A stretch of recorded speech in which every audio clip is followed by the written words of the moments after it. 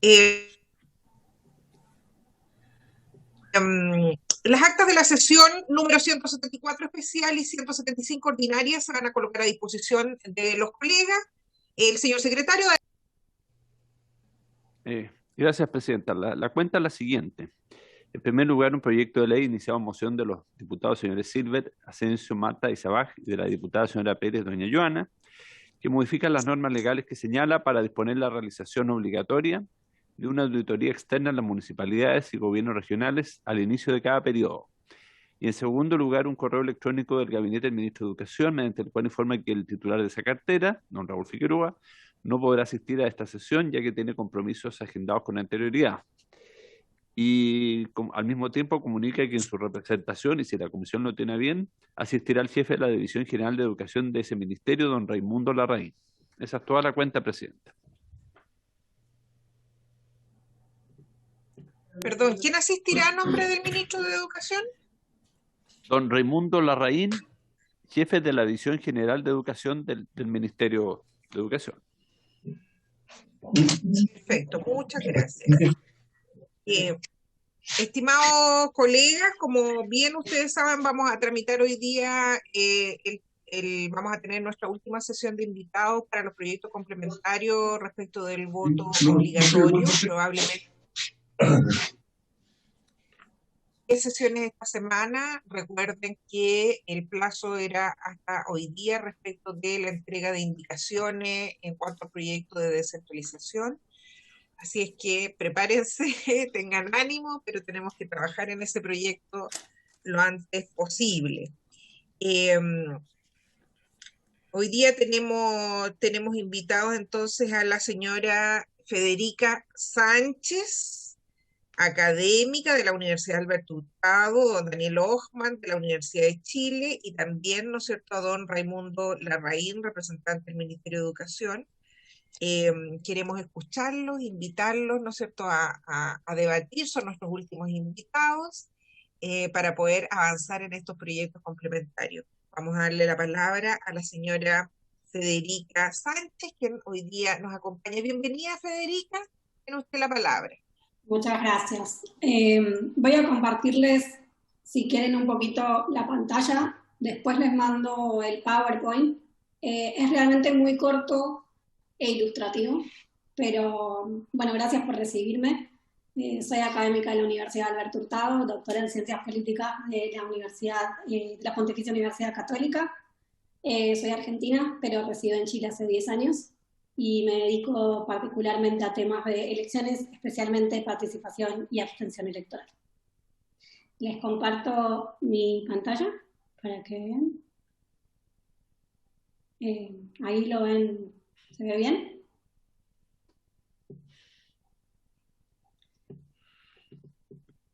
Bien. Les voy a tratar de poner un poco en contexto. La teoría de acción racional, no me voy a poner muy técnica ni muy académica, la teoría de acción racional es como la teoría quizás más fundacional de los estudios de comportamiento electoral. Es una teoría que se basa en una teoría económica y es básicamente utilitaria en términos de que lo que supone es que la decisión de votar o de no votar para cada individuo es una decisión basada en costos y beneficios. Los individuos votan cuando los beneficios de hacerlo son mayores que los costos. Así de simple. Lo que ven ahí en esta ecuación muy simple es la U básicamente es la utilidad del voto, o sea, qué utilidad me reporta a mí votar o no votar. La P representa la probabilidad de que el voto que yo ejerzo, de que mi voto personal individual sea el voto que decida la elección. La B es el beneficio que tengo, digamos, los beneficios de que gane el candidato de mi preferencia cuando yo decido votar. La C es el costo de votar, que esto puede ser, acá entran todo tipo de cosas, como por ejemplo el tiempo que invierto en recopilar información para decidir sobre qué candidato voy a votar, el tiempo que invierto en ir literalmente a votar, cuánto me cuesta registrarme, si no el registro no es automático como es en este momento, bueno, cuánto me cuesta en tiempo ir a registrarme, cuánto me cuesta económicamente el día de la votación desplazarme hacia el lugar de donde tengo que votar. Eso entra todo en costos. Y por último, la D, que vendría a ser esta vez un término que se termina agregando a esta ecuación de utilidad del voto, que son lo que se llaman los beneficios intrínsecos de votar. O sea, el beneficio, voy a poner en un término como no específico, el placer, el gusto que me da a mí ejercer mi derecho cívico, ¿no? Y esto viene asociado al sentido del deber cívico. La realidad, cuando nosotros observamos esta ecuación utilitaria del voto, es que a medida que el electorado se vuelve más grande, 14 millones de personas, 20 millones de personas, 5, o sea, a ver, cuanto más grande el electorado, la probabilidad de emitir el voto decisivo sobre una elección se vuelve cada vez más bajo y tiende a ser cero. Por lo tanto, si yo no tengo la probabilidad de realmente decidir la elección, la teoría utilitaria decía originalmente es que tengo pocos incentivos para optar, tengo más incentivos para abstenerme, porque mi voto no va a decidir que el candidato de mi preferencia sea el que gane. Por esto, la idea en verdad es que votar es irracional. En términos de costos y beneficios, votar es irracional. Los abstencionistas o los no votantes serían los que tienen un comportamiento racional y los votantes son los que tienen un comportamiento irracional, porque los costos de hacerlo son siempre más altos que los beneficios que van a tener. O al menos los costos son más altos que los beneficios asegurados, porque no los tienen los beneficios asegurados. Así es que entra este término de la D, que son los beneficios intrínsecos de votar, porque lo que observamos en la práctica es que la participación siempre es mayor que cero. Entonces siempre tenemos electorados irracionales que votan en lugar de abstenerse, ¿sí? De nuevo, este término de la D representa los beneficios que no son tangibles, ¿sí? Esos beneficios intangibles de ejercer el sufragio. De aquí sale lo que se llama la paradoja del voto, ¿no? Bueno, sobre votar como derecho o como deber. Esta es una discusión que ronda, sin duda, el tema de la discusión del voto obligatorio. Si votar es un derecho o votar es un deber, la obligatoriedad plantea al voto como un deber. Pero mi pregunta es ¿por qué no puede ser ambas cosas, ¿no? Un derecho y un deber. Un derecho que debe ser ejercido, ¿no? Creo que ahí hay algo en que no son mutuamente excluyentes, que sea derecho y que sea deber. Obviamente los defensores del voto como derecho y digamos en la escuela más liberal es tan valioso el derecho, poder ejercer el derecho a no votar como poder ejercer el derecho a votar. No hay una superioridad de derechos en términos de el derecho a votar es más importante que el de no hacerlo, ¿no? Entonces, desde un punto de vista teórico, sería tan valioso un derecho como el otro. Lo que ocurre en los sistemas de voto obligatorio es que estos supuestos y estos incentivos que yo les mencionaba antes del modelo de acción racional, de cómo se toman las decisiones, cambian un poco, porque como votar se convierte en una obligación por la ley, ¿no? La ley de voto obligatorio genera que el voto sea obligatorio, que sea un deber. Abstenerse, o decidir no ir a votar, pasa a entrar en el término de la C, aumenta los costos, porque abstenerse de alguna forma u otra es costoso.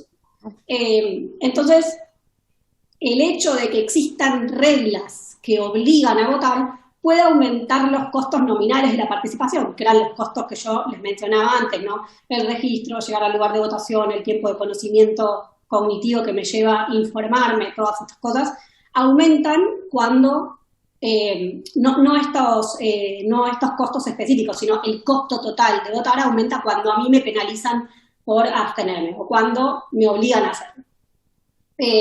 Obviamente el voto obligatorio es una de las formas de garantizar un aumento en la participación electoral. Esto es algo que está sumamente probado en la literatura de participación. O sea, los sistemas con voto obligatorio muestran significativamente que tienen mayores niveles de participación que los sistemas que no tienen voto obligatorio. Y en los experimentos naturales que se hicieron y se hacen con países que tuvieron voto obligatorio durante un momento, que cambiaron los registros de sistema de voto, se nota claramente en todos los casos las diferencias cuando hay voto obligatorio y cuando el voto es voluntario. En términos de participación, es indiscutible que la obligatoriedad del voto aumenta la participación electoral. Después creo que acá hay algo que que es importante también mencionar que en realidad cuando estamos hablando de voto obligatorio, no estamos hablando de voto obligatorio, en realidad estamos hablando de participación obligatoria, porque nadie me obliga a votar. Yo puedo ir al colegio que me corresponda, en mi distrito, puedo entrar a mi recinto, a mi urna, y en el momento de votar puedo anular mi voto, puedo hacer un voto en blanco. Digo, no es obligatorio votar, lo que es obligatorio es participar, o sea, moverse hasta el lugar donde me asigna el Estado que tengo que ir a votar. El voto obligatorio no es algo que estamos descubriendo ahora. Bueno, Chile lo tuvo durante muchísimos años. Hoy por hoy son casi 27 países en todo el mundo que lo tienen.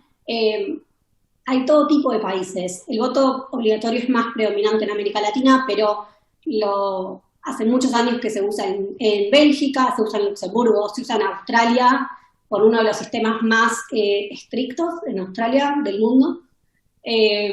Pero bueno, la región donde más predomina el voto obligatorio es en América Latina. Y obviamente no todos los sistemas de voto obligatorio son iguales. Las diferencias en los sistemas de voto obligatorio van a depender fundamentalmente de las sanciones que se ejerzan, o sea, las sanciones que establezca el sistema para aquellos que incumplen la obligatoriedad del voto y qué tan efectivas son las sanciones. Y esto no es poca cosa, ¿no? ¿Qué tanto se hace incumplir la obligatoriedad del voto? Si existen reglas, sí o no, cuáles son esas sanciones por no votar, penalidades, y qué tan efectivo es el Estado en hacer cumplir el voto obligatorio.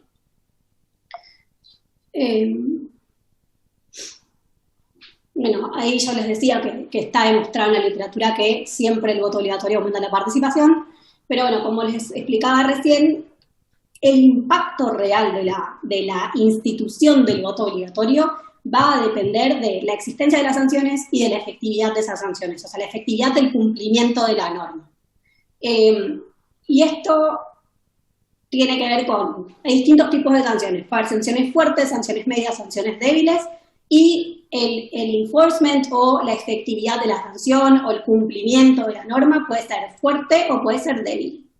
Entre las sanciones fuertes que podemos encontrar son multas caras, o sea, en moneda, ¿no? Multas caras, prisión efectiva. Generalmente la prisión está vinculada más que nada al no pago de las multas, que termina deviniendo en prisión, y no es que alguien lo meta en preso por no votar, ¿no? O sea, es como una segunda capa, pero está vinculada al no pago de la multa.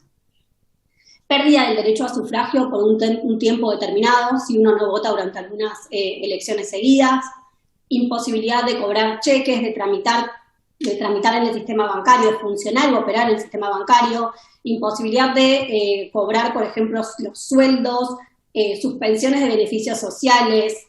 Ahí son sanciones relativamente fuertes.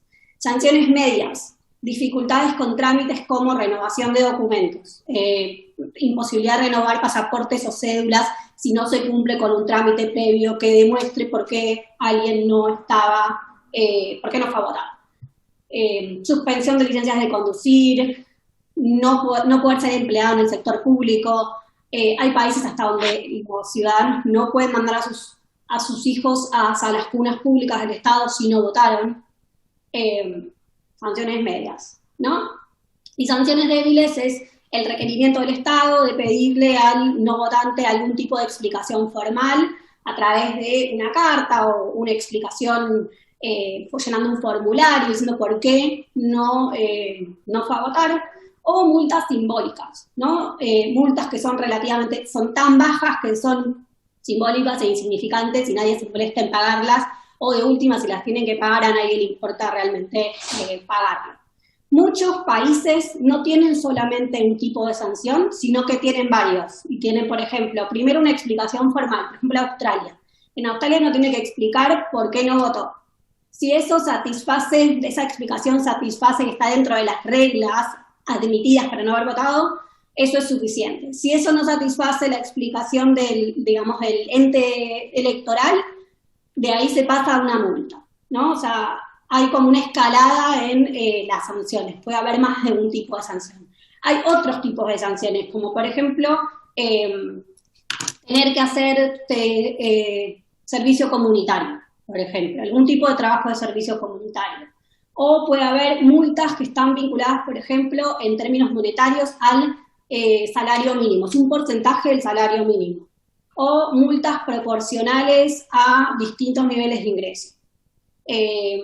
O, por ejemplo, no sé, aumentar o reducir la cantidad de kilómetros que el Estado admite como una explicación posible.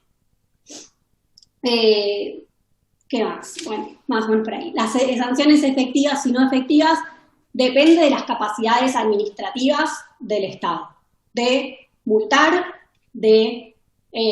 suena muy fea la palabra perseguir, pero de multar, pero asegurarse de que los infractores respondan al Estado, digamos, retribuyéndole o monetariamente o con servicios comunitarios o con lo que sea, pero que paguen su multa.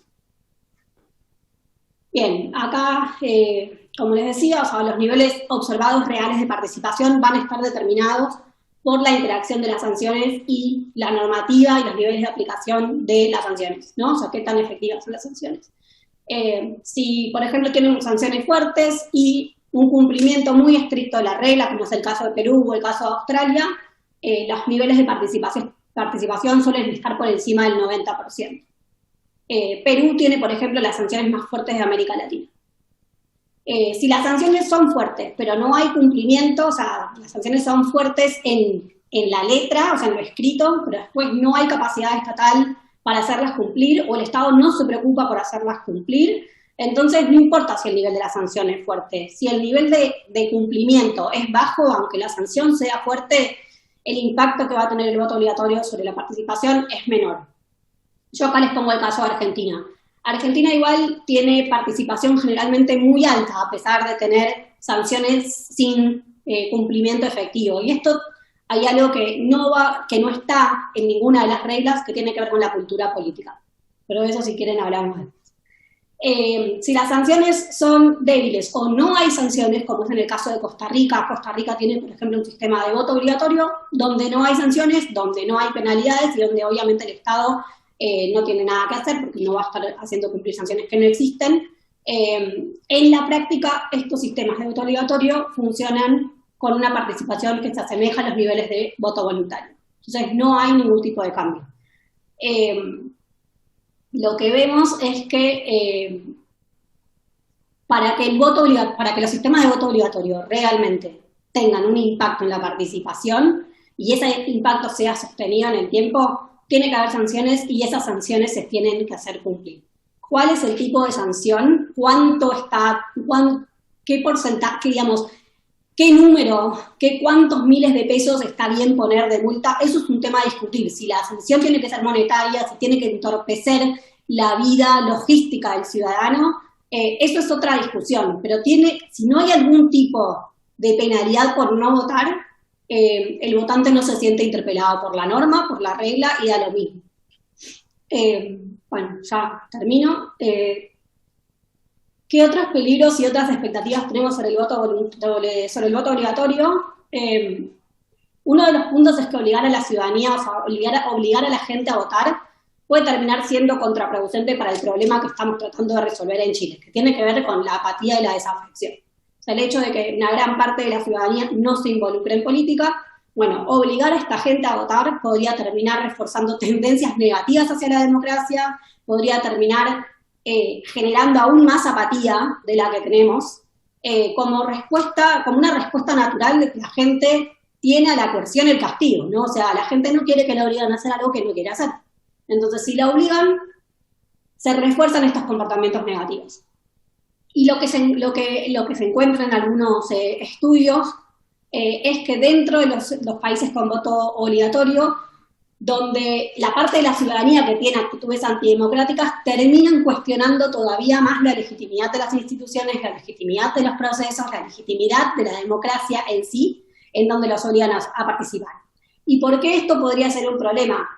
América Latina tiene la mayor tasa, digamos, el mayor porcentaje de personas que reportan no estar satisfechos con la democracia de todo el mundo.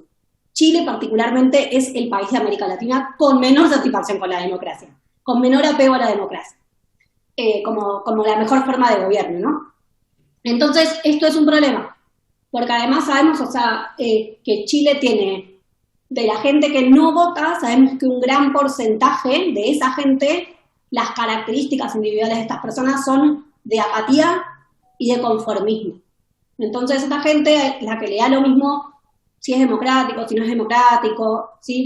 Los perfiles actitudinales de los no votantes en Chile son perfiles que coinciden con apatía muy profunda y conformismo muy profundo. Entonces, eventualmente, esto podría aumentar las brechas entre los individuos que se sienten satisfechos con la democracia y los que no, y radicalizar aún más los sentimientos antidemocráticos o apatía y desafección, que es el problema que queremos resolver.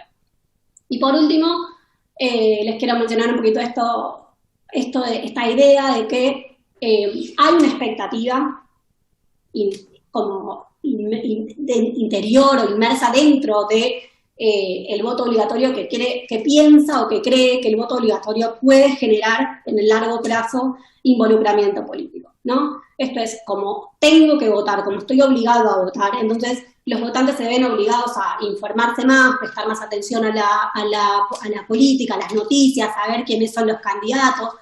Hay un mínimo de esfuerzo cognitivo que tengo que hacer para poder ejercer el voto. Si me interesa, o sea, la suposición es que el voto obligatorio termina generando mayor interés en la política y mayor involucramiento. La realidad de los estudios sobre voto obligatorio y involucramiento político muestran que hay tanto evidencia a favor como evidencia en contra para esto. En algunos casos genera involucramiento político, pero muchas veces ese involucramiento político no es sostenible en el largo plazo si el voto obligatorio se saca, por ejemplo, ¿no? Hay un experimento natural hecho en Suiza, en un cantón suizo que tuvo durante mucho tiempo voto obligatorio.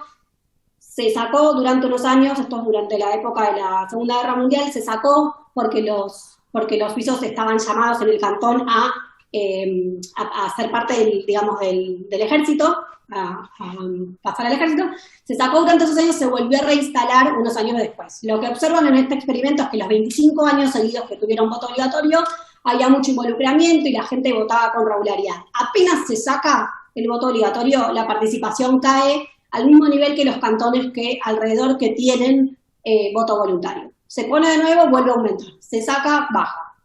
Entonces no es sostenible en el largo plazo. Y esto tiene que ver un poco con lo que yo les decía antes de generar cultura política, ¿no? En Chile tuvimos muchos años sin educación cívica. La educación cívica es fundamental para los procesos de socialización política. Y son los procesos de socialización política los que generan en el largo plazo el apego al voto, el sentimiento de deber cívico. Yo muchas veces uso mi propio ejemplo. Yo soy argentina, en Argentina yo nací en el 83, el año que volvió la democracia. Yo la primera vez que pude votar, voté. En mi casa se hablaba de política. Yo tuve educación cívica desde la primaria, en el secundario. Tenía educación cívica como una materia, como un curso fundamental de mi currícula escolar. Siempre que pude votar, voté. En mi casa se hablaba de política, con mis amigos se hablaba de política. La política es un tema de conversación. A nadie se le ocurre, o sea, y a lo que voy es, no hay sanciones efectivas, porque, o sea, hay sanciones, pero la ley, o sea, nadie te va a correr porque no hayas votado. Y así y todo, nadie se cuestiona un domingo de elecciones no ir a votar. Es muy raro que alguien diga, yo no voy, a mí no me importa. Y tiene que ver con la cultura política. Y esa cultura política es algo que no se genera solo con el voto obligatorio, que no se genera de una elección a la otra, es algo que lleva mucho tiempo, es algo que es intergeneracional y que puede dar frutos, pero hay que ser paciente y hay que ser consistente en el tiempo. Finalmente, bueno, esto de generar el hábito, la idea de generar el hábito, generar el deber cívico tiene que ver con esto de ampliar la D, lo que yo les contaba en la ecuación al principio, que son los beneficios intrínsecos de votar, esa sensación de que yo estoy cumpliendo con mi deber cívico. Es mi derecho y es mi deber, y lo hago porque estoy involucrada como ciudadana con el país en el que vivo. Eso. Finalmente, ¿hay otras formas de sancionar a quienes no votan que no sean exclusivamente monetarias? Sí hay. Por ejemplo, hay experimentos hechos sobre publicar registros de no votantes. ¿Sí? Publicar quiénes no votaron de tus vecinos. Hay ejemplos en los cuales se hicieron ejemplos diciendo, bueno, si usted pudiese saber que sus vecinos no votaron, ¿usted votaría? Bueno, en Italia, por ejemplo, hasta que se sacó el voto obligatorio, las comunas italianas publicaban listas públicas de no votantes para que todos las pudiesen ver. Y ahí acá hay algo muy comprobado de que la presión de los pares y el hecho de que el otro pueda saber cuál es mi comportamiento, si yo me comporto de una forma que, a ver, lo cívicamente correcto, está demostrado que lo normativo y cívicamente correcto es ejercer el derecho al voto. Está bien el que vota y miran un poco mal al que no vota. Y esto lo vemos en todas las encuestas cuando se pregunta, por ejemplo, la pregunta es si usted votó en las últimas elecciones. Sabemos en las respuestas de encuesta que la gente miente. La gente miente aproximadamente se inflan los porcentajes de participación retroactivo, digamos, en las últimas elecciones, aproximadamente hasta 20%. La gente miente mucho. ¿Por qué? Porque el comportamiento socialmente aceptado es votar. El comportamiento socialmente esperado es votar. Entonces, el hecho de hacer público que un individuo no vota genera una presión social que puede tener resultados, digamos, positivos en términos de, bueno, si todos van a saber que yo no voté, entonces en las próximas elecciones voto, ¿no? Bien, para esto se necesitan tener votos validados, que es algo que CERVEL está trabajando en proveer, digamos, que son sin revelar ningún tipo de voto, ningún tipo de información personal. CERVEL está construyendo datos en los cuales vamos a poder ver si alguien votó o no votó en las elecciones anteriores. O sea, para poder tener este tipo de sanción social tenemos que poder saber. Y hoy no tenemos capacidad de saber, digamos, mucho. Pero esto es importante. Nada, en última instancia, decirles que además de las sanciones, de los distintos tipos de sanciones, siempre están los incentivos, ¿no? Obviamente, porque no alcanza solo con sanciones, hay que tener sanciones y sanciones. Efectividad de esa penalidad, pero incentivos. Entonces, además de las sanciones, los incentivos. Todo esto tiene que ser un paquete junto. Incentivos, ¿qué digo? Por ejemplo, transporte gratuito el día de la elección. Por ejemplo, creo que la elección de mayo, que se desdobló en 2 días, mostró que es exitoso desdoblar elecciones, facilidades para el voto por correo. En Chile no es como en Estados Unidos, donde el voto por correo funciona bien, porque Estados Unidos tiene un sistema de correo súper fuerte. Entonces, para poder hacer efectivo un voto por correo, tiene que haber un correo que pueda administrar un voto por correo. Eso es una discusión aparte, ¿no? Pero puede haber voto anticipado, puede haber voto desdoblado, puede haber voto por correo. Son distintos tipos de incentivos y facilidades. Obviamente el incentivo del registro automático, que uno no tenga que ir a registrarse, que ya el Estado me registre, entonces yo lo único que tengo que hacer es ir al colegio que me toca votar. Otra cosa que el CERVEL tiene que trabajar es, por ejemplo, la locación de las instituciones en donde se vota. Que el lugar a donde yo voto sea lo más cercano a mi domicilio posible. No puede ser que alguien tenga que cruzar toda una comuna o tomarse un transporte público para ir a votar. Uno tiene que llegar caminando a votar, lo más cerca que pueda. Entonces, eso es otro incentivo, ¿no? Que, bueno, en Estados Unidos, por ejemplo, se vota un martes y uno se puede tomar el día. Incentivos laborales, que por ejemplo, no me descuenten el pago ese día si yo voy a votar, ¿no? O sea, hay un montón de capas de incentivos y sanciones que juntas, tanto incentivos como sanciones, como efectividad de las sanciones, en su conjunto, son las que dan, digamos, los mejores resultados en términos de voto obligatorio. Gracias.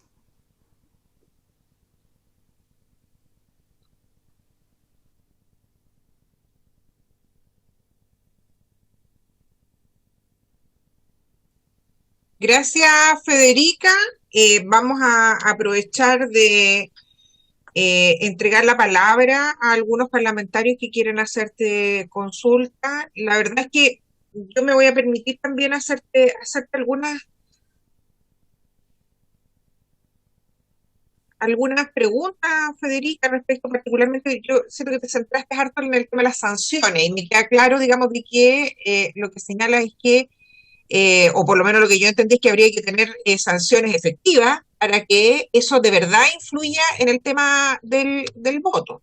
Ahora, también está esta cuestión, ¿no es cierto?, que se contrapone, que es que la gente no sienta que el tener voto obligatorio sea en sí mismo una sanción, y eso lo entendemos.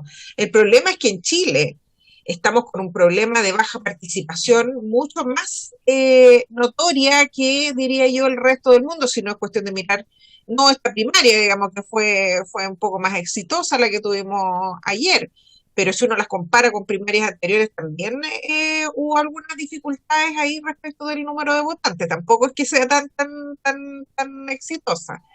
Pero hemos tenido en el tiempo una baja sostenida. Entonces, siempre la pregunta que nos hacemos en esta comisión es por dónde vamos. Y yo entiendo, ¿no es cierto, Federica, que lo que tú planteas es que es necesario sanciones, pero también incentivos, las dos cosas al mismo tiempo.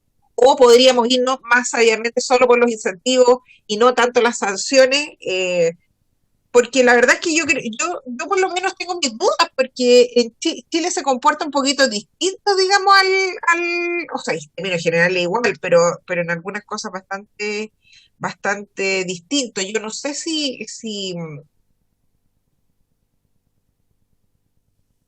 hay estudios en Chile respecto del comportamiento electoral o algo un poquito más detenido. Y respecto de las sanciones, a mí me pasa particularmente con algunas de las cosas que se plantearon ahí, y lo hemos conversado con algunos colegas, respecto de la renovación, por ejemplo, de documentos, que es una sanción que ocurre en otros lados. A mí me complica, por ejemplo, sancionar o que no puedan renovar el carnet de identidad, porque claro, para una persona de Vitacura Las Condes va, paga sus multas y renueva sin problema.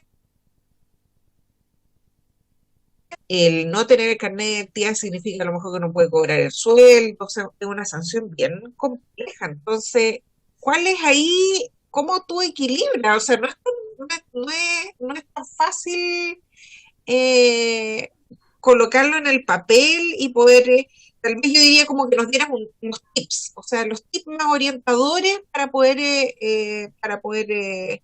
trazar un camino. Y un poco, ¿no es cierto?, el convencimiento de que en Chile estamos pasando por un momento extrañísimo de la política, donde de verdad hay como una repolitización, pero a la vez una baja en la participación. Entonces una cosa que no es fácil pensar en que tenemos que abordar estos temas. Eh, ¿Algún colega ha solicitado la palabra? Don Andrés Andrés. Blumpton, presidente. Andrés. Sí, gracias, presidenta. Primero quiero saludar a la Karin, que está por ahí, que está de cumpleaños hoy día. Así que para que le cantemos. Muchas gracias, Muchas gracias. Feliz cumple, Karin Claudia. Así que muchas gracias. Te autoriza a poner la foto, si quieres. ¡Feliz cumpleaños! Muchas felicidades. Mañana le llevamos un regalo como comisión. Ya. Presidenta. Presidenta, sí. A ver, primero agradecer la exposición de Federica. Creo que va en la línea, además de lo que estamos viendo y queremos sacar adelante en esta comisión. Agradecer la experiencia argentina. Para mí es súper buena, porque claro, en Argentina hay una cultura cívica muy desarrollada. Me ha tocado verlo y creo que es una experiencia muy buena para poder sacar algunas lecciones. Y en ese sentido, y en la línea también de usted, presidenta, ver qué tipo de incentivos o sanciones, porque creo que por el lado de los incentivos estamos más o menos claros. El tema de los locales de votación, la cercanía, que tuvimos muy buenas noticias porque el Senado ya se aprobó en general, esperemos que se apruebe en particular.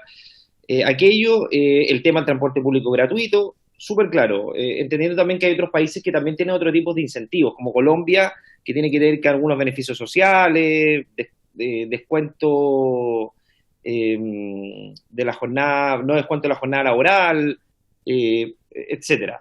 Pero mi principal preocupación tiene que ver con los trámites, es decir, porque dio dos ejemplos buenos, Australia y Perú, que dice que las sanciones efectivamente son duras y que se aplican, en contraposición a otras legislaciones donde el voto es obligatorio y las sanciones quizás no se aplican tanto, porque como en Argentina hay una cultura cívica de ir a votar, por lo tanto no necesariamente se aplica con tanta rigurosidad la multa, porque siempre los porcentajes son altos. Pero en relación a eso, a mí lo que me hace más sentido, más que tener sanciones a ver, la sanción monetaria tiene que estar, pero el tema es la manera de cobrar esa sanción, esa multa. Porque en Chile la experiencia del juzgado de policía local no dio resultado, por infinidad de razones, principalmente por el domicilio. Porque era muy difícil de notificar, donde finalmente redundaban que se condonaban las multas y la gente ya entendía que podía no ir a votar y la sanción podía no aplicarse, sin perjuicio que igual el disuasivo estaba, de que el voto era obligatorio y que eventualmente se podía aplicar una sanción independiente que finalmente la generalidad de los casos no recayera, no fuera una realidad. Pero mi pregunta apunta a qué tipos de trámites son en relación a las legislaciones donde más se aplican las sanciones de este tipo o parecidas, son las que eventualmente puede ser un disuasivo mayor para que la gente vaya a votar. Entendiendo que son los que más le afectan a la gente en el diario vivir. A mí también me hace ruido lo del carnet, lo del pasaporte, porque también depende del segmento social al que se le aplique. Por eso a mí me llama la atención, por ejemplo, Perú que tiene una sanción escalonada proporcional respecto al segmento social que se le aplique. Porque obviamente que una persona de bajo recursos, el ir a votar, el costo es mucho mayor de una persona de estrato más alto, principalmente porque el gastar en transporte público obviamente que merma de una manera mucho más profunda sus ingresos. Entonces, la pregunta va apuntada derechamente ahí. ¿Qué sanción es más efectiva desde el punto de vista que vaya asociado a un trámite o a una gestión o a la provisión de realizar ciertas cosas asociado al efecto de que la gente efectivamente lo vea como un disuasivo importante para poder acudir a votar y que esto tampoco signifique que se le paralice la vida, es decir, una sanción media, pero que signifique también un desembolsar una parte, una multa que sea monetaria, pero que en definitiva se aplique. Entonces, derechamente ahí, ¿qué trámite asociado podría ser efectivo a la hora de poder prohibir, sacar o realizar a quien no acude a votar? Y por otro lado, la última pregunta tiene que ver con las excusas. Yo tengo la idea de que hay que tener un bolsón amplio de excusas, es decir, que uno tiene que dar un periodo de 2 semanas o menos, no sé, a determinar para que la gente se pueda excusar de ir a votar como una suerte de desinscripción voluntaria del registro, pero no aplicando la desinscripción, porque me imagino que es más complejo, sino que para cada elección la gente tenga un plazo para poder dar sus excusas, que pueden ser infinitas, y no circunscribirla a determinadas excusas. No sé qué opina de eso, si se está más por la postura de determinar caso a caso las excusas, como estaba antiguamente en la legislación chilena, distancia, temas laborales, salud, etcétera. Eso, presidente.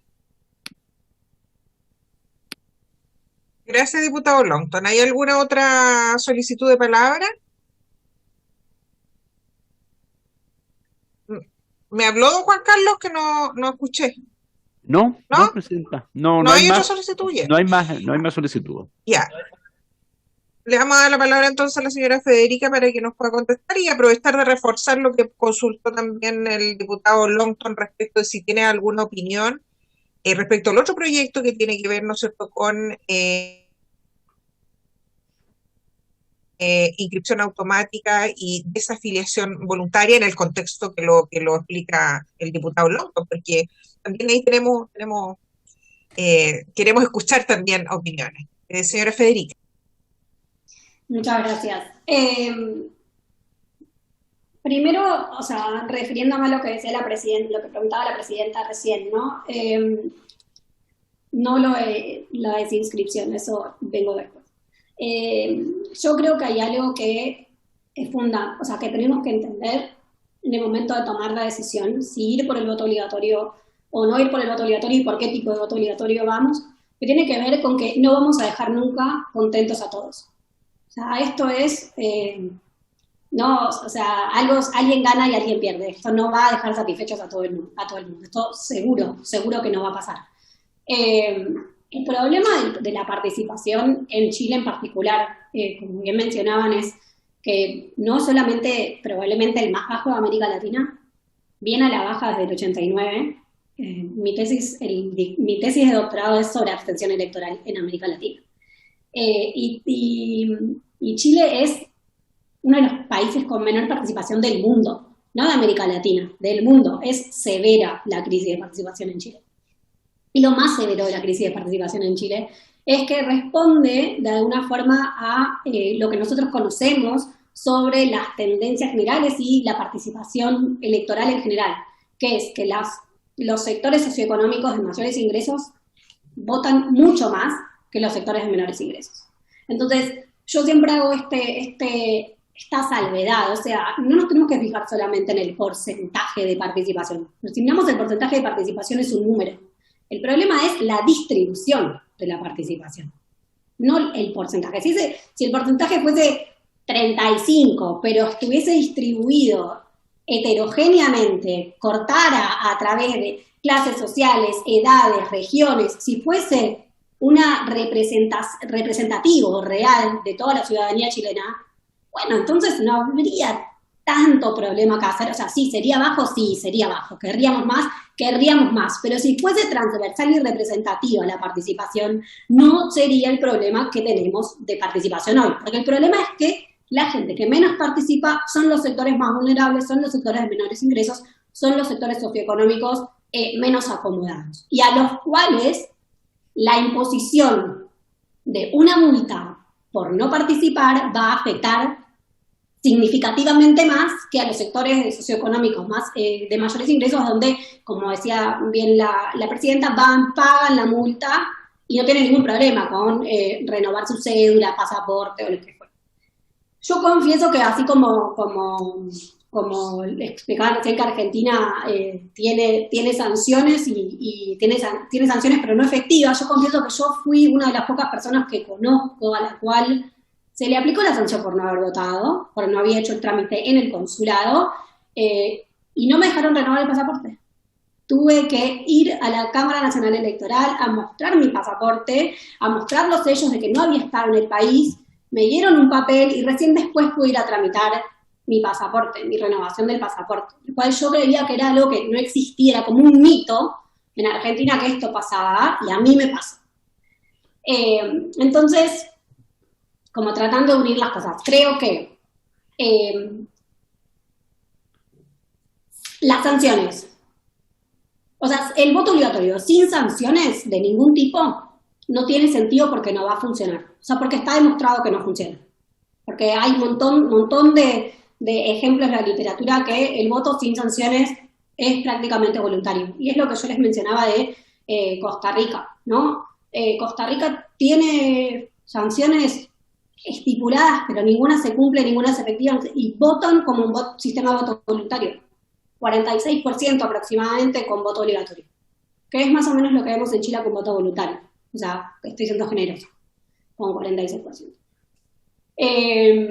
Entonces, si nosotros realmente estamos tratando de generar un cambio institucional para que aumente la participación, tiene que haber algún tipo de sanción. Ahora, de nuevo, la sanción no necesita ser pecuniariamente uniforme, porque puede haber sanciones por tramo de ingreso, puede haber sanciones proporcionales al tramo de ingreso, puede haber una sanción proporcional, por ejemplo, al sueldo mínimo, como les decía yo. Puede haber, o sea, la sanción no necesita ser la misma para todos, y eso es una forma de adaptar proporcionalmente la sanción a los distintos tramos del electorado. Entonces, que a la persona, digamos, a los sectores de menores ingresos no les cueste lo mismo que le cuesta al sector de mayor ingresos no votar, ¿no? Ahora, recién preguntaban por qué tipo de sanciones no monetarias son las más efectivas. Yo creo, por ejemplo, que la renovación de una cédula o la renovación de un pasaporte termina siendo menos costosa que otro tipo de sanciones no monetarias, como por ejemplo las que tienen Perú y Bolivia, que tienen que ver con no puedes cobrar tu sueldo en el banco, o sea, no puedes tramitar, no puedes hacer trámites, por lo menos, no sé, como quedas como 3 meses bloqueado de interactuar con el sistema social, o no cobras beneficios sociales. O sea, de repente esas sanciones, o sea, la renovación de una cédula es, bueno, no la renové ahora, bueno, quizás después pago la multa proporcional a mi ingreso, o la multa que sea. La multa puede ser, o sea, obviamente la multa no puede ser simbólica. Si la multa es insignificante, cualquiera sea monetaria o no, si la multa es insignificante no va a tener un efecto. Entonces, en última instancia, después la cédula se puede, digamos, la cédula o el pasaporte, en algún momento se renueva eso, o sea, se solventa ese problema. Pero en los 3 meses siguientes a una elección en Bolivia o en Perú, donde uno no puede hacer nada, es un paria del sistema. O sea, no, nada. Y eso creo que es mucho más oneroso y pesado para los niveles de ingreso más bajos que para los niveles de ingreso más altos. Porque los sectores de niveles de ingresos más altos o más acomodados no tienen no tienen una interacción tan fluida con los servicios públicos del Estado como sí lo tienen los niveles socioeconómicos más vulnerables, a los cuales eso los afecta mucho más que a los sectores de ingresos más altos. Entonces, de nuevo, como todo es un equilibrio, una selección es una selección muy minuciosa de características que se eligen o no poner en la reglamentación. Recién me preguntaba, bueno, como yo les contaba antes de Australia primero, antes de la sanción monetaria, antes de llegar a la sanción monetaria viene la sanción, o sea, viene la explicación, ¿no? O sea, te mandan un formulario y uno tiene que completar ese formulario y devolverlo explicando por qué no estuvo, por qué no votó. Y cuando recién mencionaban, bueno, qué tipo de explicaciones son válidas, puede estar abierto, ¿no? Para que cada uno explique como quiera, o pueden estar contempladas ciertas explicaciones limitadas, ¿no? O sea, de por qué. Acá, por ejemplo, yo leía que la ley plantea que sean 200 kilómetros de distancia del lugar de votación. Bueno, en Argentina son 500, por ejemplo. Si estás a menos de 500, no está justificado. Entonces, uno puede aumentar esa distancia y sigue siendo una justificación, pero son 300 kilómetros más, ¿no? Entonces, como todas, son selecciones muy minuciosas de cómo va. Y después, entre esas explicaciones, bueno, las explicaciones clásicas que creo que están contempladas en la ley, pero de nuevo, yo creo que tengo que ser, o sea, les tengo que contar la realidad de la experiencia comparada a nivel mundial. Y la realidad es que el voto obligatorio sin sanciones y sin cumplimiento de las sanciones no funciona. No, está demostrado que no cumple el efecto para el cual se instaura, que es aumentar la participación. Ahora, de nuevo, quiero hacer un paréntesis y una salvedad. Supongamos que volvemos al voto obligatorio, ponemos sanciones y las sanciones son efectivas y vemos que aumenta la participación.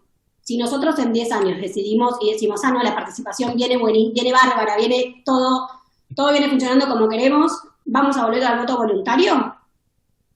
Lo que vamos a ver es que hasta que no generemos el hábito, el comportamiento, el deber cívico, que es algo que tiene que ir en un carril paralelo a todo esto, o sea, totalmente paralelo, si sacamos la institución, el voto va a volver a bajar, la participación va a volver a bajar. Porque somos sujetos de la ley, somos sujetos de la ley, y es la experiencia comparada y es lo que muestran los resultados alrededor del mundo. Tiene que haber, me tiene que costar algo, tiene que ser un costo que realmente yo sienta que estoy pagando por no haber votado, o sea, y no pagando en moneda. Bueno, por ahí tengo que pagar en hacer servicio comunitario, no importa lo que sea, pero algo, o de mi tiempo, pago mi tiempo porque no me impide renovar un documento, pago porque no puedo hacer trámites en el banco, pago con tiempo, pago con trabajo voluntario, pago en moneda, pero algo me tiene que costar el hecho de decir yo no voy a votar, sí o sí. Gracias, Federica. Agradecemos mucho tu participación. Te pedimos que te quedes un poquito más con nosotros porque seguramente entre medio nacen algunas consultas. Y queremos darle la bienvenida a don Raimundo Larraín como representante del Ministerio de Educación. Precisamente estábamos conversando respecto de que un elemento fundamental en todo lo que es participación ciudadana efectivamente es la formación ciudadana, la educación cívica. Nosotros tenemos una ley que incorporó estos elementos, una ley que está vigente, pero de la cual sabemos poco respecto de lo que ha pasado en los últimos años. Yo entiendo, ¿no es cierto?, que hubo alguna modificación, la última modificación del 2016. Lo que sé, por lo menos en lo que a mí respecta, es que tenemos formación ciudadana a partir de segundo medio, pero nos preocupa particularmente porque entendemos, ¿no es cierto?, que la formación ciudadana debe ser en periodos bien iniciales, digamos, de la formación de los funcionarios. Entonces queremos saber cuál es el estado de situación, en qué está la aplicación de la ley y si hay algunos cambios, si hay alguna evaluación, en fin, a ver si nos pueden contar desde el Ministerio de Educación. Bienvenido, don Raimundo, le cedo la palabra. Muchas gracias, muy buenos días por su intermedio, Presidenta. Saludo a todos los miembros de esta comisión y también a Federica Sánchez. Bueno, con respecto al objeto de la sesión y también respecto del propósito de esta invitación, creo que es importante en primer lugar contarles que la ley 20.911 establece que desde la educación parvularia y también en la básica y la media, todos los establecimientos educacionales del país deben contar con un plan de formación ciudadana, ¿ya? Eso es importante porque hoy día se plantea transversalmente desde la educación parvularia hacia arriba y no solo en la educación media como a veces se cree, ¿ya? Y el objetivo de este plan de formación ciudadana con el que cuentan todos los establecimientos del país es entregar a los estudiantes la preparación necesaria para asumir una vida responsable en una sociedad libre y de orientación hacia el mejoramiento integral de la persona humana como fundamento del sistema democrático. ¿Qué es lo que hacen estos programas, estos planes de formación ciudadana en las escuelas? Primero se tienen que realizar al interior de las escuelas y tienen que promover la comprensión del concepto de ciudadanía y de los derechos y deberes asociados a este. También tienen que fomentar la valoración de la diversidad social y cultural del país, el respeto por los derechos humanos y también la participación de los estudiantes en temas de interés público, entre otras materias. El plan de formación ciudadana que debe tener cada establecimiento busca formar a los estudiantes para el ejercicio de una ciudadanía crítica, responsable y respetuosa. Por su intermedio, Presidente, les cuento que la ley establece 3 obligaciones al Ministerio de Educación que nosotros debemos cumplir y velar porque se realicen. En primer lugar, asesorar a todas las comunidades educativas en la elaboración de sus respectivos planes de formación ciudadana. Y esto lo llevamos a cabo a través de la supervisión ministerial, que asesora tanto de manera directa, es decir, uno a uno, como de manera colectiva en red, a las escuelas en la elaboración, en la implementación y en el monitoreo de sus planes de formación ciudadana. Entonces, en primer lugar, tenemos un rol importante de asesorar técnico-pedagógicamente a todas las escuelas que requieran ayuda y apoyo para hacer su plan de formación ciudadana. En segundo lugar, no basta con hacer el plan, sino que también hay que formar continuamente y entregar orientaciones y recursos pedagógicos para que los directivos y los profesores puedan acercar la formación ciudadana en las distintas asignaturas. Esto no se trabaja solo en una asignatura, se trabaja en todas las asignaturas. Son objetivos de formación, objetivos de aprendizaje transversales al currículum y que se pueden trabajar en todas las asignaturas. Por lo tanto, es un error circunscribir la formación ciudadana solo a una asignatura y lo importante es transversalizarlo. Y en el caso, por ejemplo, de la educación parvularia, el plan de formación ciudadana se desarrolla obviamente de acuerdo a las características particulares de ese nivel, por ejemplo, a través de la incorporación del juego. Y la tercera obligación que tenemos como ministerio y diría que debemos cumplir es fomentar que en la formación inicial de los profesores esté presente la formación ciudadana y la educación cívica. Y esto se ha ido incorporando también en los estándares de formación exigidos a cada facultad de pedagogía. Asimismo, se ha avanzado en la implementación de esta nueva asignatura de educación ciudadana, que es obligatoria para tercero y cuarto medio, y que comenzó a impartirse en 2020. Esta asignatura obligatoria incorpora conocimientos, competencias cívicas, temáticas de teoría política y formación ética y que fortalecen la formación ciudadana como ejercicio democrático.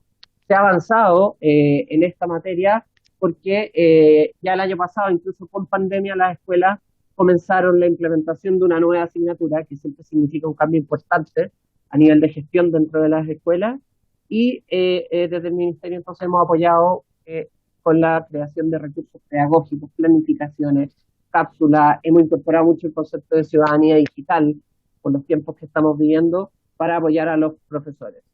Brevemente es contarles que los planes de formación ciudadana se ejercen prioritariamente en 4 espacios de participación dentro de las escuelas.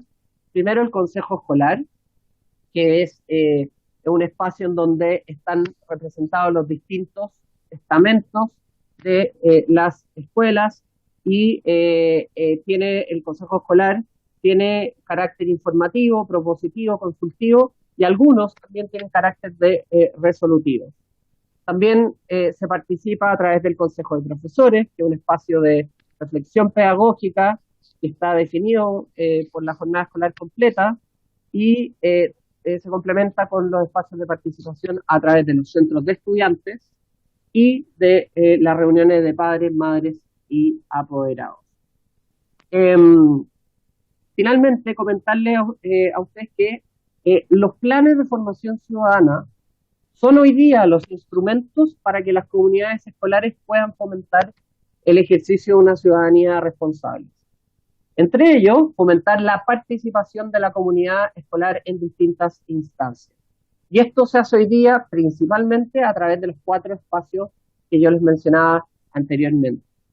Asimismo, también la Ley General de Educación señala que el propósito de la educación es que los estudiantes logren alcanzar un desarrollo integral, lo que implica aprender a participar de forma responsable, solidaria y democrática en la comunidad. Es decir, hay un eje bien puesto en materia de participación, de que a través de estos espacios que yo les señalaba antes, se participe activamente sobre los planes estratégicos de la escuela, las metas que se proponen y también los planes de mejoramiento.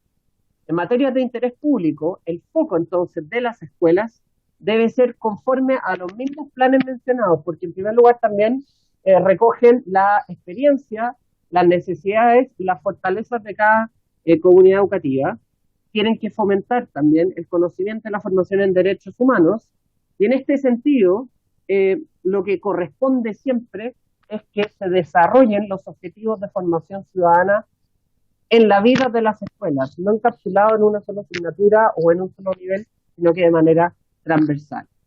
Por último, contarle por su intermedio, Presidenta, que desde el Ministerio existen múltiples apoyos, que voy a mencionar brevemente, pero que ustedes después puedan enviarles informes, para que los profesores y las escuelas puedan trabajar los objetivos planteados en sus planes de formación ciudadana. En primer lugar, obviamente, orientaciones para que cada escuela elabore sus planes de formación ciudadana. No es fácil, hay que hacerse ciertas preguntas, hay que disponer de recursos, alguien tiene que liderarlo, hay que poner indicadores para ver cómo se plasma eso en la vida de la escuela. En segundo lugar, hemos puesto a disposición de los profesores fichas pedagógicas y recursos para implementar desde el currículum y de manera transversal en distintas asignaturas los objetivos de formación ciudadana. Tampoco es fácil, porque son objetivos más blandos, por así decirlo, que son actitudinales muchas veces, que se tienen que trabajar en todas las asignaturas o si no, el impacto del plan de formación ciudadana decae.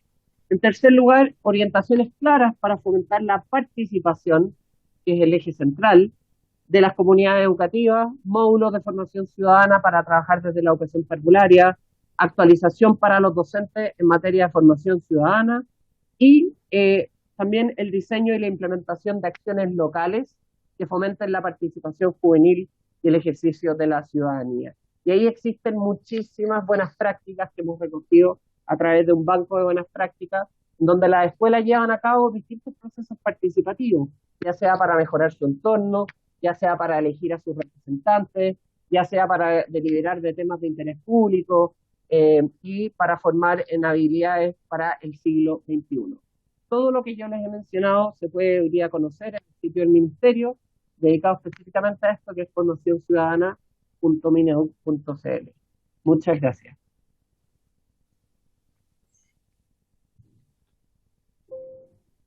Gracias, Raimundo. Vamos a ofrecer la palabra a alguno de los colegas. Diputada Joana Pérez, que le veo sus dedos congelados. No, se congeló Joana, parece. Gracias. No, Ahí no, sí. estoy bien. Gracias, Ya. Presidenta.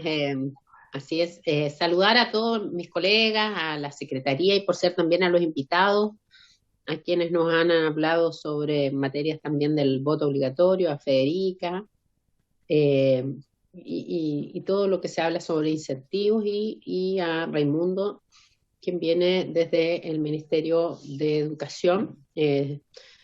Se ha excusado el ministro, yo lo lamento, creo que era importante, pero agradezco que haya enviado a alguien. Nosotros hace un buen rato oficiamos como comisión para la implementación de la ley 20.900, que sobre lo que busca es fortalecer, ¿cierto?, la educación cívica, que es una ley que fue aprobada en 2015 para implementarse en 2016. He escuchado que están implementando algunos programas y que ha sido difícil su implementación, pero yo creo que don Raimundo me señale en relación a la ley aprobada, qué porcentaje de ley hay y si no hay recursos en relación a eso, porque él señala, mire, cuando uno intenta instalar una ley, ¿cierto?, ya tiene por lo menos 5 o 6 años para poder dejarlos en los presupuestos, si es que hay intención real de tener una ciudadanía educada. Nosotros eliminamos el voto obligatorio, por lo tanto restablecimos un voto voluntario, y ya llevamos casi 10 años con una ciudadanía bastante poco informada, y eso se ha visto en un 30% en participación casi en algunos comicios. En la última elección en segunda vuelta de gobernadores participaron un 12 o un 13%. Entonces, creo que si el Ministerio de Educación, que debe velar por esta ley, ¿cierto?, de participación y de educación cívica, que habla de temas de derechos humanos, que es una ley muy integral, no se está llevando a cabo y solo se hacen planes pilotos o según la voluntad en materia de lo que se dé en cada educación, me gustaría saber cuál es la posibilidad de que ellos instalen de verdad esta ley, porque veo que está como muy sui generis, ¿ya? Entonces me gustaría saber si existe alguna política en hacerla obligatoria, en el currículum, o solamente usted va a señalar que va a depender de las iniciativas que vayan tomando fuerza e instalándola, porque usted dice, es difícil, sí, pero ya llevamos del 2015 a la fecha 6 años y no tenemos claridad de lo que pasa con esta ley. Eso me gustaría, Presidenta, gracias. Gracias, diputada Pérez. ¿Hay alguna otra solicitud de palabra? Don Andrés Longton, presidente. Presidenta. Diputado Longton. Sí, muy breve. Agradecer la exposición de Raimundo. Solamente si hay algún registro o estadística respecto de cuántas horas están otorgando, están teniendo los establecimientos educacionales, tanto particulares pagados, subvencionados y municipales, respecto al programa de participación ciudadana que acaba de exponer Raimundo, es decir, si efectivamente se está aplicando y si hay una estadística respecto a aquello, para efectos de poder evaluar cómo ha sido la aplicación de la ley y cuántos establecimientos educacionales efectivamente están impartiendo en parte de sus mallas curriculares estos contenidos. Gracias, presidente. Gracias, diputado Longton. ¿Alguna otra solicitud de palabra? No hay más, presidente. Aprovecho yo también de hacer una consulta, don Raimundo. Mire, usted planteó en algún minuto de su exposición que había un momento en que iba a haber educación cívica obligatoria, ¿no es cierto?, del 2020, si mal no lo escuché. Pero ¿a partir de qué nivel? No, me gustaría que fuera un poquito más específico respecto de eso. Y también una pregunta más bien respecto de después de 5 años de su implementación de la ley, digamos, respecto de, no solo en términos cuantitativos, porque claro, pueden haber a lo mejor número de horas, no sé qué tanto habrá el número de horas, porque lo que yo entendí, digamos, es que una ciclo de formación que no está tan delimitado respecto, ¿no es cierto?, de un contenido específico, sino que es bien transversal a todo el resto de los contenidos. El tema es que nos gustaría saber si hay una evaluación respecto de los resultados de la aplicación de esta ley. Y particularmente nos preocupa, en mi caso, don Raimundo, yo me he ido a dar un par de vueltas por ahí a algunos establecimientos, y he preguntado en la práctica y la verdad es que es bien poco lo que se aplica en los niveles más bajos. O sea, ¿por qué yo señalaba, digamos, el tema de segundo medio? Porque pareciera que ahí como está bien delimitado, se aplica, pero en el resto yo tengo mis serias dudas, digamos, de que lo teórico tenga bajada en lo real. Por eso la pregunta respecto de la evaluación. Don Raimundo, si puede contestar las consultas, por favor.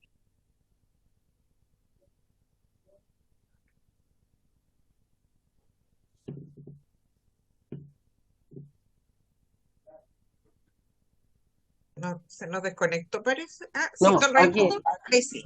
perdón, se congeló, pero la estaba escuchando atentamente. Ya, don Raimundo, tiene usted la Sí, palabra, a ver si nos puede contestar nuestras bien. dudas. Bueno, muchas gracias por su pregunta.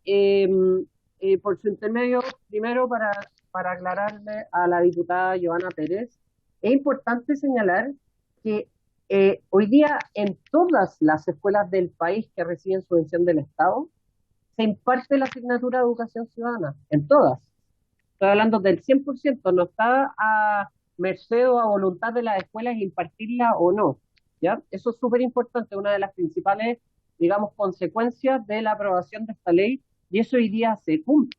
Está dentro de los planes curriculares y normativos de todas las escuelas del país, se ha incorporado dentro de la carga de los docentes y dentro de la malla curricular. Así como se dejaron ciertas cosas afuera, ustedes sabrán que la discusión de qué entra y qué no dentro del currículum siempre muy contenciosa.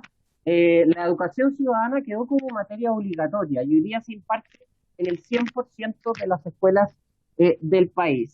En tercero y cuarto medio se disponen de 2 horas a la semana como mínimo para impartir la asignatura, y ese tiempo entonces es el que hoy día curricularmente se destina a trabajar la asignatura de educación ciudadana en tercero y cuarto medio. En la educación básica se trabaja transversalmente, por eso no le puedo decir un número de horas específicas, en la asignatura de historia, geografía, orientación, pero también se trabaja en otras, en otras asignaturas, desde las artes visuales hasta la educación física, la tecnología, inglés, etcétera. Por eso ahí no es bueno casarse con una sola cifra.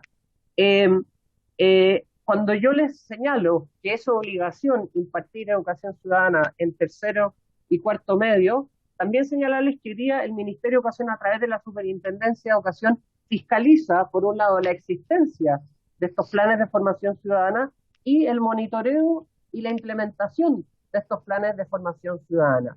Esto sí es importante, hay que distinguir que, por supuesto, no todos los planes de formación ciudadana tienen que ser iguales, porque cada escuela lo elabora en base también a su proyecto educativo institucional, a su contexto, al territorio en donde se encuentra, y en ese sentido la riqueza de los planes de formación ciudadana también radican en la libertad y la autonomía que tienen las escuelas para definirlos, pero por supuesto contemplan ciertos mínimos. Por ejemplo, los valores, las metas, los indicadores de proceso que permiten a las escuelas saber que se está avanzando, por ejemplo, en materia de algo tan complejo como es la participación de la comunidad educativa en distintas instancias escolares. Cuán participativas son las reuniones de padres y apoderados, cuán participativos son los consejos escolares, cuán deliberativos y consultivos son los consejos de profesores, cuántas voz tienen los distintos estamentos de las comunidades escolares a la hora, por ejemplo, de la toma de decisiones. Pero señalarles que hoy día la Superintendencia de Educación además fiscaliza el uso de los recursos de las subvenciones para la implementación de los planes de formación ciudadana. Y en ese sentido es importante señalar que las escuelas hoy día cuentan con financiamiento específico de las subvenciones para que se destine a la implementación de acciones que mejoran y fomentan la formación ciudadana dentro de las escuelas. Y esto lo hacen a través de lo que se denomina el PME, que es el Plan de Mejoramiento Educativo, y ahí las escuelas pueden disponer del uso de las subvenciones escolares, que son variadas, para llevar a cabo sus planes de formación ciudadana. Por lo tanto, no es una ley que no cuente con recursos, es una ley que cuenta con recursos a nivel del sistema de subvenciones, pero también es una ley que cuenta con recursos a nivel ministerial para la elaboración de recursos, para la capacitación de profesores y para la formación de equipos directivos. Y lo más importante, y que es intangible en materia de cuantificación, es la asesoría que se realiza a todas las escuelas del país que lo requieren en materia de elaboración y actualización de sus planes de formación ciudadana. Y eso se hace a través de la supervisión ministerial. El ministerio cuenta con más de 800 supervisores ministeriales a lo largo del país que tienen como principal función asesorar técnico-pedagógicamente en materias como esta a las escuelas. Así que es un conjunto de recursos, capacidades y artefactos que permiten ir avanzando. Y se ha avanzado muchísimo. Se ha avanzado muchísimo, ya sea por la obligatoriedad de impartir esta asignatura, pero también como incorporando los temas de formación ciudadana en los planes de convivencia escolar de la escuela. Las escuelas hoy día lo están articulando dentro de otros programas con los que ellos eso. Muchas gracias. Gracias, don Raimundo. Bueno, dado que hemos tenido las presentaciones de doña Federica Sánchez, de don Raimundo Larraín, y hemos dado espacio a las consultas de los distintos parlamentarios, quisiera pedirle a don Juan Carlos que lleváramos a cabo las votaciones en general de los proyectos de ambos para que Muy bien, Presidenta. Sería importante después, ¿no es cierto?, que nos pusiéramos de acuerdo. Me parece que podamos ver el tema del plazo de las indicaciones y podamos avanzar en estos proyectos. Don Juan Carlos. Muy bien, Presidenta. Entonces, en votación general, bueno, son dos proyectos. En primer lugar, si le parece, Presidenta, en votación general, el proyecto que se vio específicamente en esta sesión, el que establece sanciones por no votar. En votación, entonces, general, don Bernardo Berger. A favor, señor secretario. Doña Marcela Hernando. Perdón, a favor. Gracias. Don Andrés Longton. A favor, secretario. Señora Karin Luc. A favor. Don Andrés Molina. No está. Don Celso Morales. A favor, secretario. Doña Joana Pérez. A favor, secretario, gracias. Doña Catalina Pérez. Celebrando. Don Luis Rocaful. Diputado Rocaful. Su micrófono, por favor. Está hablando por...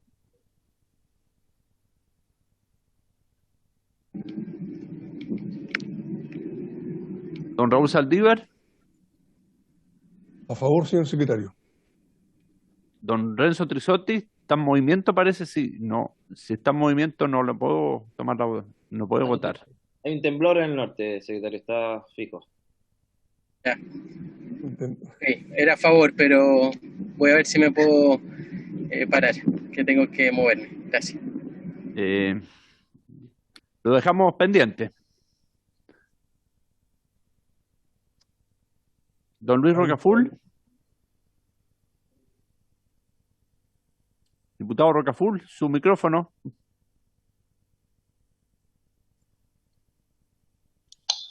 A favor. Gracias. Don Pedro Velázquez.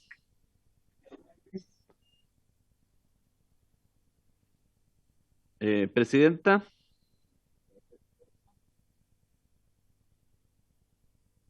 Presidenta, su voto.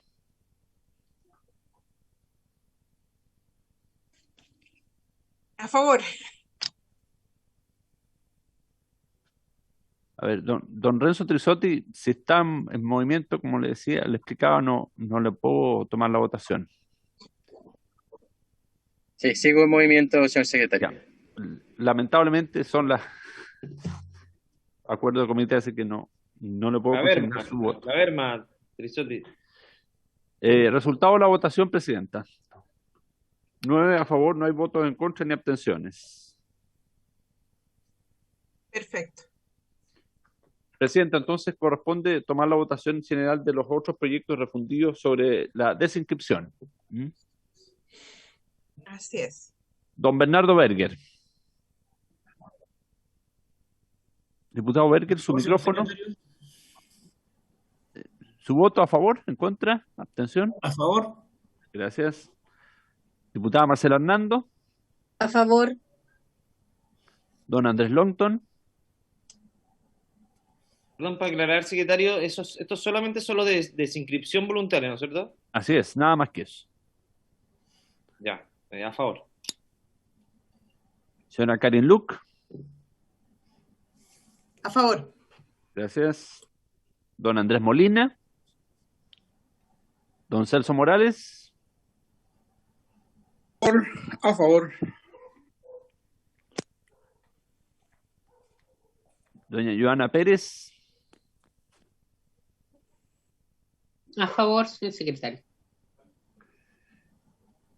Catalina Pérez. Don Luis Rocaful.